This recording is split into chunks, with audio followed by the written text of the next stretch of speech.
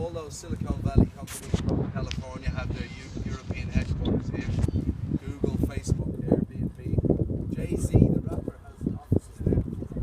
So anyone who wants to work in IT, usually a lot of people come here. So that's Google. That's one of Google's European headquarters. There's 3 buildings belonging to Google. It's the biggest one.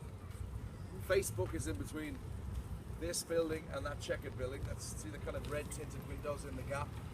There's not one Facebook sign in that building. They don't want you to know anything about them. They want to know everything about you, but they don't want you to know where they are.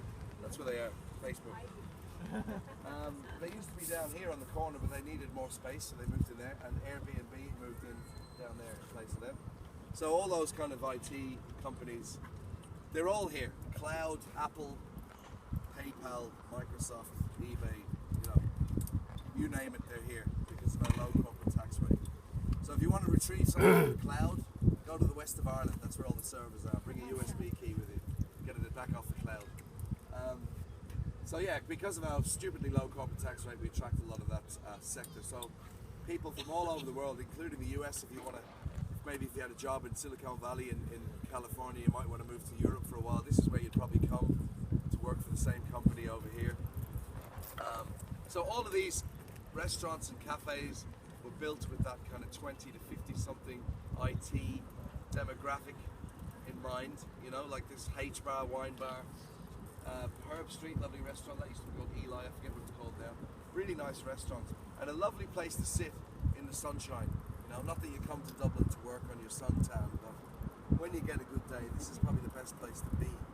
Because Dublin is low rise, there's not a lot blocking your suntan here. So, it's a place to come. No, exactly, yeah.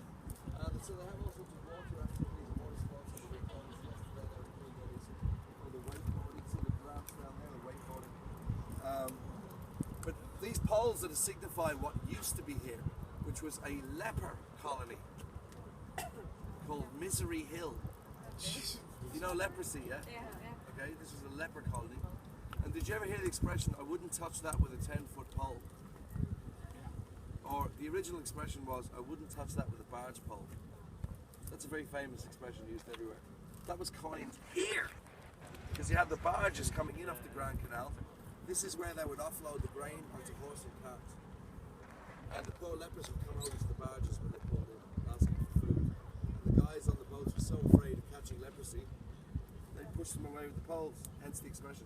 So it's a bit of a strange way to commemorate that, but this was done by a lady from Boston called Martha Schwartz, these poles. So these are to commemorate the suffering of the lepers of Misery Hill. And there's a different size of light on each pole. See all the different heights of light? It's like a moving red light, and they light up at night. And on the ground is this kind of strip lighting on the ground that lights up red. So it looks really pretty at night. And it serves as a red carpet for that building, which is by one of your countrymen, Daniel Libeskind. He did this. He's the fellow who won the commission to build the Freedom Towers in New York City, but they never built his design in the end. But he did win the commission. He built that for us. That was originally meant to be an opera house, but then the recession hit, so Chitty Chitty Bang Bang, Thriller, Sister Act, The Grinch, get in there.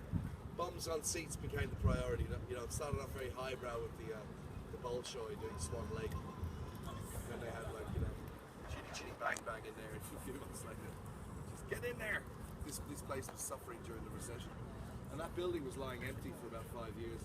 The Marker Hotel Group, American hotel chain, just bought that 2 weeks ago. They let you go up the stairs to sit and drink in their cocktail bar on the weekends. So you get a lovely aspect of Dublin City up there. So you can go in there.